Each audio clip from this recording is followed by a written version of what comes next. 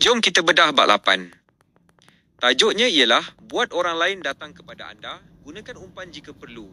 Make other people come to you, use bait if necessary. Ini adalah huraian penuh setiap butiran dalam fail tersebut dalam bahasa yang paling mudah difahami. 1. Idea utama, pegang kendali, kontrol.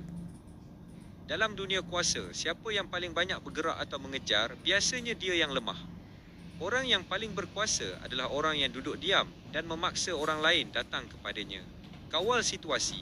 Bila anda paksa orang datang kepada anda, mereka terpaksa tinggalkan rancangan asal mereka dan ikut rentak anda. Umpan.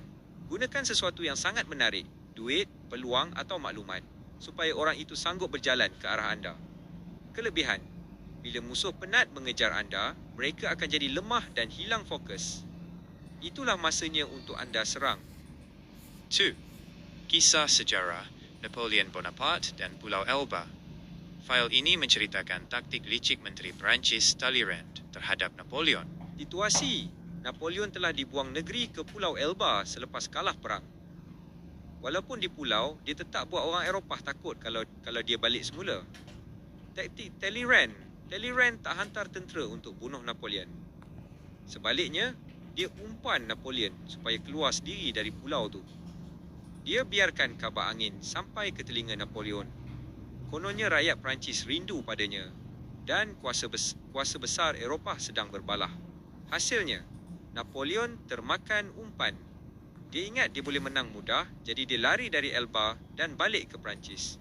Tapi sebenarnya, musuh-musuhnya sudah sedia menunggu. Napoleon penat dalam perjalanan, tenteranya lemah dan akhirnya dia kalah teruk di Waterloo. Pengajaran, Talleyrand buat Napoleon datang kepadanya.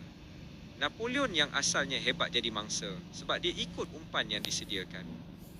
3. Kisah sejarah Daniel Drew, pakar saham. Daniel Drew adalah seorang pemain saham yang sangat licik. Taktik umpan. Pernah sekali, dia mahu jatuhkan pesaingnya dalam pasaran saham. Dia berlakon macam dia ada maklumat rahsia.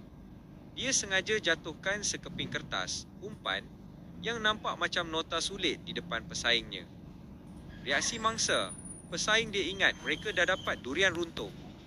Mereka ikut apa yang tertulis dalam kertas tu dan laburkan semua duit mereka. Hasilnya, nota tu sebenarnya palsu. Drew sudah sedia memerangkap mereka. Pesaingnya rugi besar, manakala Drew untung berjuta-juta.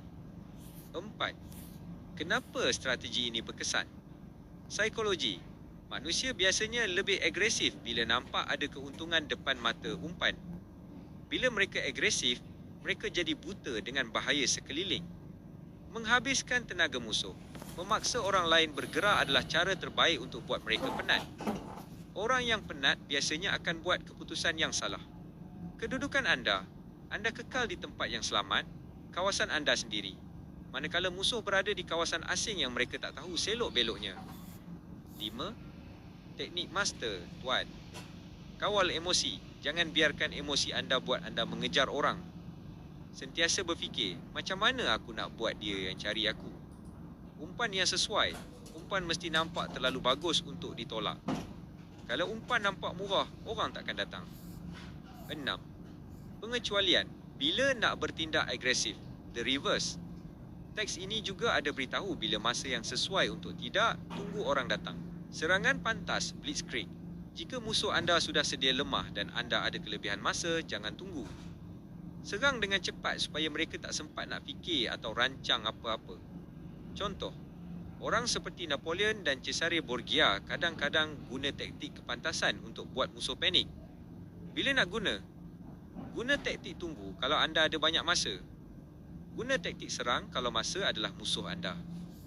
Kesimpulan bab 8, kuasa itu ada pada orang yang boleh buat orang lain bergerak mengikut kehendaknya. Jangan jadi anjing yang mengejar bola, tapi jadilah tuan yang membaling bola dan memerhati dari jauh.